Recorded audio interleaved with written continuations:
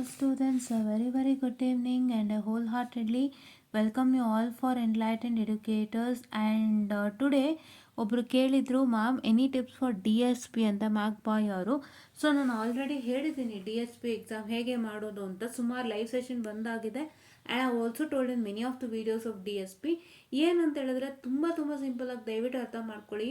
Main thing for DSP is only question papers. ಚೆನ್ನಾಗಿ first ಅರ್ಥ ಮಾಡ್ಕೊಳ್ಳಿ. ಯಾಕೆಂದರೆ it is not only for DSP, for all the problem subject that you encounter. You have to first see the question papers and you have to analyze the question paper, how the question is coming. ಇಲ್ಲ ನೀವು ನಾನೇ practice ಮಾಡ್ಕೊತೀನಿ ಸ್ವಂತವಾಗಿ ಅಂದರೆ ಖಂಡಿತ ಆಗೋದಿಲ್ಲ. ಸ್ವಂತ ಪ್ರಾಕ್ಟೀಸಲ್ಲಿ ನೀವು ಬೇಕಾಗಿದ್ದು ತಗೋಬೋದು, ಕ್ವಶನ್ಸ್ನ ಬೇಡದಿದ್ದು ತಗೋಬೋದು.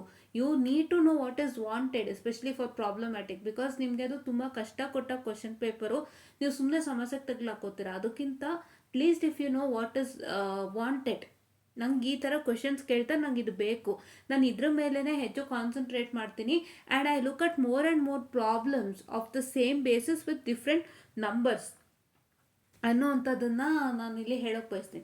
ಸೊ ಆ ಥರ ನೀವು ಹುಡ್ಕೊಂಡು ಹೋಗಬೇಕು. Concept should be the same but numbers should be the different and the question headlines ಅಂದರೆ find the DFT and IDFT for the following ಅಂತ ಇರುತ್ತೆ. ಸೊ ಅದು ಸೇಮ್ ಇರುತ್ತೆ, that doesn't change for you. But the question, what is the question, which question you have to find the DFT and IDFT, ಅದು ಬಂದು ಬದಲಾಗುತ್ತೆ. ಅದನ್ನು ನೀವು ಆ ರೀತಿಯಾಗಿ ಡಿಫ್ರೆಂಟ್ ನಂಬರ್ ತೊಗೊಂಡು ಮಾಡಬೇಕಾಗುತ್ತೆ. So all need is have to take up the question paper, start practising. ಅರ್ಥ ಮಾಡ್ಕೊಳ್ಳಿ ಯಾವ ಥರ ಕ್ವಶನ್ಸ್ ಬರುತ್ತೆ ಅಂತ. ಅದನ್ನೊಂದ್ಸಲಿ ಬಿಡ್ಸಕ್ಕೆ ಟ್ರೈ ಮಾಡಿ. ಅದು ನಿಮಗೆ ತುಂಬ ಚೆನ್ನಾಗಿ ಬರ್ತಿದೆ ಅಂದರೆ you can go with any other problems, ಆಯಿತಾ.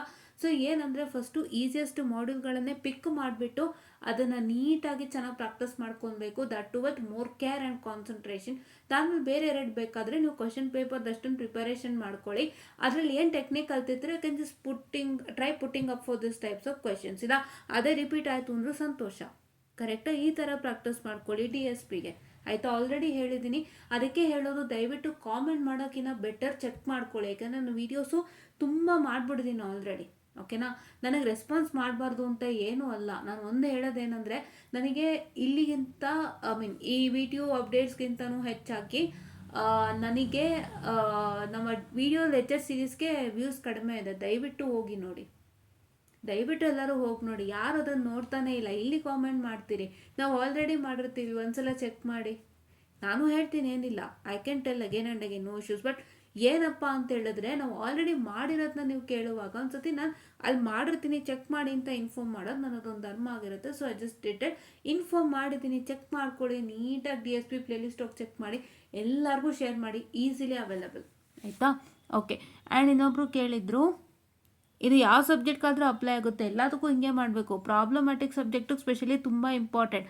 ಏನಾದರೂ ನೀವು ತುಂಬಾ ನಾನೇ ಓದ್ಕೊತೀನಿ, ನಾನೇ ಕಷ್ಟಪಟ್ಟು ಮಾಡ್ತೀನಿ, ನಾನೇ ಎಲ್ಲ ಕ್ವಶನ್ ಮಾಡ್ತೀನಿ ಅಂದರೆ ಖಂಡಿತ ಪಾಸ್ ಆಗೋಕ್ಕಾಗಲ್ಲ ಪ್ರಾಬ್ಲಮ್ಯಾಟಿಕ್ ಸಬ್ಜೆಕ್ಟು.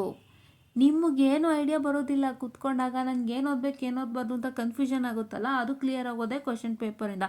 ದಯವಿಟ್ಟು ಅರ್ಥ ಮಾಡ್ಕೊಳ್ಳಿ, ಆಯಿತಾ. ಆ್ಯಂಡ್ ಮ್ಯಾಮ್ 21 ಸ್ಕೀಮ್ಗೆ ಡ್ರಾಫ್ಟ್ ಟೈಮ್ ಟೇಬಲ್ ಬಿಟ್ಟಿರೋದು, ಫೈನಲ್ ಅಲ್ಲ ತಾನೇ? ಇಲ್ಲಪ್ಪ, ಫೈನಲ್ ಅಲ್ಲ, ಆಯಿತಾ. ಸೊ ಏನಪ್ಪ ಅಂತ ಹೇಳಿದ್ರೆ, ಫೈನಲ್ ಟೈಮ್ ಟೇಬಲ್ ಬಿಟ್ಟಿಲ್ಲ, ಬಟ್ ಅದೇ ಫೈನಲ್ ಆಗುತ್ತೆ. ಚೇಂಜಸ್ ತುಂಬ ಲೆಸ್ ಪ್ರಮಾಣದಲ್ಲಿ ಆಗುವಂಥದ್ದು. ಯಾವತ್ತೂ ಡ್ರಾಫ್ಟ್ಗೂ ಫೈನಲ್ಗೂ ಚೇಂಜಸ್ ಆಗಿರೋದನ್ನೇ ನಾನು ನೋಡಿಲ್ಲ, ತುಂಬ ಕಡಿಮೆ. ಸುಮ್ಮನೆ ಡ್ರಾಫ್ಟ್ ಅಂತ ಬಿಡ್ತಾರೆ, ಅದನ್ನೇ ಫೈನಲ್ ಮಾಡ್ತಾರೆ ಅಷ್ಟೇ, ಇನ್ನೇನು ಮಾಡಲ್ಲ. ಸೊ ದಯವಿಟ್ಟು ಇದನ್ನ ನೋಟ್ ಮಾಡ್ಕೊಳ್ಳಿ. ಡ್ರಾಫ್ಟೇ ಆದಷ್ಟು ಫೈನಲ್ಗೆ ಬರೋದು. ಆ್ಯಂಡ್ ಯಾರೆಲ್ಲ ಎಕ್ಸಾಮ್ಗೆ ಓದ್ತಿದ್ರೆ ಬೇಗ ಪ್ರಿಪ್ರೇಷನ್ ಸ್ಟಾರ್ಟ್ ಮಾಡಿ. ನಾನು ಏನೇನು ಅನ್ಭವಿಸ್ತೀನಿ ಎಲ್ಲನೂ ಇಲ್ಲೇ ಹೇಳ್ತಾ ಇದ್ದೀನಿ, ಯಾಕೆಂದರೆ it is not so easy, ಆಯಿತಾ. ಯಾರು ಓಪನ್ ಫ್ರ್ಯಾಂಕಾಗಿ ಕೆಲವುದನ್ನು ಒಪ್ಕೊಳ್ಳಲ್ಲ. ನಾನು ಪ್ರತಿಯೊಂದು ಒಪ್ಕೊತಾ ಇದ್ದೀನಿ, ಪ್ರತಿಯೊಂದು ಹೇಳ್ತಾ ಇದ್ದೀನಿ, ಏನು ಸಮಸ್ಯೆ ಆಗ್ತಿತ್ತು ನನಗೆ and why you should not follow that ಅಂತ, ಆಯಿತಾ. Nobody tells what has happen in the life. ಬಟ್ ನಾವು ಓಪನ್ ಆಗಿ ಏನಕ್ಕೆ ಒಪ್ಕೊತಾ ಇದ್ದೀನಿ ಅಂದರೆ, because how that is affecting ಅಂತ ಅರ್ಥ ಮಾಡ್ಕೊಳ್ಳಿ, ಆಯಿತಾ. How that is affecting. ನಾನು ಮೊನ್ನೆ ಒಂದು ಹೇಳಿದೆ, ಏನಂತ ಹೇಳಿದೆ, I just told that if any confusions in between the study period ಎಷ್ಟು ಪ್ರಾಬ್ಲಮ್ ಆಗುತ್ತೆ ನಂಗೆ ಅದಾಗ್ತಿತ್ತು ಅಂತ. ಕರೆಕ್ಟ್ ಅಲ್ವಾ? ಅದು ನೀವು ಮಾಡ್ಕೋಬೇಡಿ. ಸ್ಟಡಿ ಪೀರಿಯಡಲ್ಲಿ ಏನು ಕನ್ಫ್ಯೂಷನ್ ಆಗುತ್ತೆ, ಪ್ಲಾನ್ ಇಲ್ಲದಾಗ ಎಲ್ಲೋ ಒಂದು ಕಡೆ ಡೈವರ್ಟ್ ಆಗುತ್ತೆ, ಇಲ್ಲ ಎಲ್ಲೋ ಬೇರೆದು ಯಾವ್ದಾದ್ರು ಬಂದ್ಬಿಟ್ರೆ ಅಂತ ಯೋಚನೆ ಆಗುತ್ತೆ. ಖಂಡಿತ ಅಂಥ ಯೋಚನೆಗಳು ನಿಮಗೆ ಬೇಡ ಬೇಡ ಬೇಡ. ಅಂಥ ಯೋಚನೆಗಳು ಯಾಕೆ ಬೇಕು ನಿಮಗೆ? ಬೇಡ. ಏನಕ್ಕೆ ಅಷ್ಟೊಂದು ಬೇಡ ಥಿಂಕ್ ಮಾಡ್ತೀರಿ? ಅಲ್ಲ, ಅಷ್ಟೊಂದು ಬೇಡಾಗ ಏನಕ್ಕೆ ಥಿಂಕ್ ಮಾಡ್ತೀರಿ? ಬೇಡ ಅಲ್ವಾ? ಕರೆಕ್ಟ್ ಅಲ್ವಾ? ಸೊ ಏನಕ್ಕಂದರೆ ದಯವಿಟ್ಟು ಯಾವುದೇ ರೀತಿಯಾಗಿ ನೆಗೆಟಿವ್ ಥಾಟ್ಸು ಬೇಡ, ಯಾವುದೇ ರೀತಿಯಾಗಿ ಒಂದು ಮೈಂಡ್ ಡೈವರ್ಷನು ಬೇಡ, ಏನೂ ಬೇಡ. ಕರೆಕ್ಟಾಗಿ ಕೂತ್ಕೊಂಡು ಒಂದು ಪ್ಲಾನ್ ಹಾಕೊಂಡು ಸ್ಟಾರ್ಟ್ ಮಾಡಿ. ಪ್ಲಾನ್ ಹಾಕಿ ಸ್ಟಾರ್ಟ್ ಮಾಡಿಲ್ಲ ಅಂದರೆ ಎಲ್ಲೂ ಕೆಲಸ ಆಗಲ್ಲ. Planning is most important. ನೀವು ಮ್ಯಾನೇಜ್ಮೆಂಟು ಯಾರೆಲ್ಲ 5th ಸೆಮ್ಮಲ್ಲಿ ಈಗ ಆಂಟ್ರಪ್ರಿನರ್ಶಿಪ್ ಮ್ಯಾನೇಜ್ಮೆಂಟ್ ಅಂತ ಓದಿರ್ತಿರಲ್ಲ, ಪ್ಲಾನಿಂಗ್ ಅನ್ನೋಕ್ಕೆ ಸಪ್ರೇಟ್ ಇದೆ. ಯಾಕೆ ಪ್ಲಾನಿಂಗ್ ಅಂತ ಸಪ್ರೇಟಾಗಿ ಬಂದಿದೆ? ಯಾಕೆ? ಪ್ಲಾನಿಂಗ್ ಇಲ್ಲದೆ ಯಾವ ಕಂಪ್ನಿನೂ ವರ್ಕ್ ಆಗಲ್ಲ. ಪ್ಲಾನಿಂಗ್ ಇಲ್ಲದೆ ಏನು ಕೆಲಸನೂ ಆಗಲ್ಲ. ಸಿವಿಲಲ್ಲೂ ಅಷ್ಟೇ, ಪ್ಲಾನ್ ಇಲ್ಲದೆ ಮನೆ ಕಟ್ತೀರಾ? ಹೆಂಗೆ ಪ್ಲಾನ್ ಇಲ್ಲದೆ ನೀವು ಮನೆ ಕಟ್ತೀರಾ? ಏನೂ ಪ್ಲಾನ್ ಇಲ್ಲದಂತೆ ಸುಮ್ಮನೆ ನೀವು ಹೆಂಗೋ ಸ್ಟಾರ್ಟ್ ಮಾಡ್ಬಿಡ್ತೀರಾ. ಫೌಂಡೇಶನ್ ಒಂದು ಈಸಿಯಾಗಿ ಹಾಕ್ತೀರಾ ಬಿಡಿ, that's they know how to put a foundation ಹಾಕ್ತೀರಾ. ಫೌಂಡೇಶನ್ ಹಾಕ್ಬಿಟ್ಟು after you start putting the after you start complete the foundation ಏನು ಮಾಡ್ತೀರಾ? ಏನೂ ಪ್ಲಾನ್ ಇಲ್ಲದಂತೆ ಶುರು ಮಾಡ್ಕೊತೀರಾ. ಶುರು ಮಾಡಿದ್ಮೇಲೆ ನಿಮ್ಗೆ ಏನು ಅನ್ನಿಸ್ತಿರುತ್ತೆ? ಅಯ್ಯೋ, ಇಲ್ಲಿ ರೂಮ್ ಕಟ್ಬಿಟ್ಟೆ, ಇಲ್ಲಿ ಯಾಕೋ ಚೆನ್ನಾಗಿ ಬಂದಿಲ್ಲ, ಪಕ್ಕಕ್ಕೆ ಶಿಫ್ಟ್ ಮಾಡೋಣ ಅಂತ ಮತ್ತೆ ಎಲ್ಲ ಒಡೆದು ಶಿಫ್ಟ್ ಮಾಡ್ತೀರಾ. ಅದು ಎಷ್ಟು ರಿಸ್ಕ್ ಕೆಲಸ, ಅದು ಎಷ್ಟು ಹಿಂಸೆ ಅದು ಅಲ್ವಾ? ಇಲ್ಲೆಲ್ಲೋ ಹಾಕ್ಬಿಟ್ಟಿರ್ತೀರಾ ರೂಮ್ನ.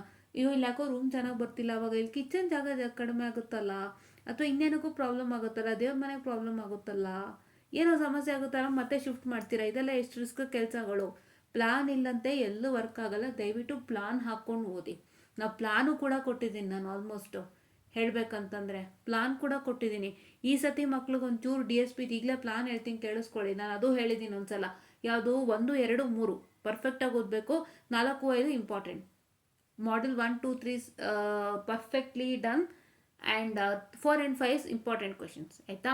ಈ ಥರ. ಸೊ ಎಲ್ಲ ಕಡೆನೂ ಪ್ಲಾನ್ ವರ್ಕ್ ಆಗಲೇಬೇಕು. ಪ್ಲಾನ್ ಹಾಕೋದ್ರೇ ಸೂಪರಾಗಿ ಬರೋದು. Okay, yeah. So this is what is all I was about to tell ಅಂತ ಹೇಳ್ತಾ I just wind up the session all and thank you. And ಇನ್ನೊಂದು ವಿಷಯ, sorry before winding up, sorry ಇನ್ನೊಂದು important matter. So ನಾಳೆ 8th last date ಅಂತ ಹೇಳಿದ್ವಿ, ಪೆನಾಲಿಟಿ fees ಸೇರಿಸಿ ಹೇಳಿದ್ವಿ, ಲಾಸ್ಟ್ ಡೇಟ್ 8th ಅಂತ ಅಂದ್ಬಿಟ್ಟು. ಸೊ ಈಗೇನಾಗಿದೆ ಅಂದರೆ ಎಕ್ಸಾಮ್ ಅಪ್ಲಿಕೇಶನು ವಿತೌಟ್ ಪೆನಾಲಿಟಿನೇ 8th ತನಕ ಕೊಟ್ಟಿದ್ದಾರೆ.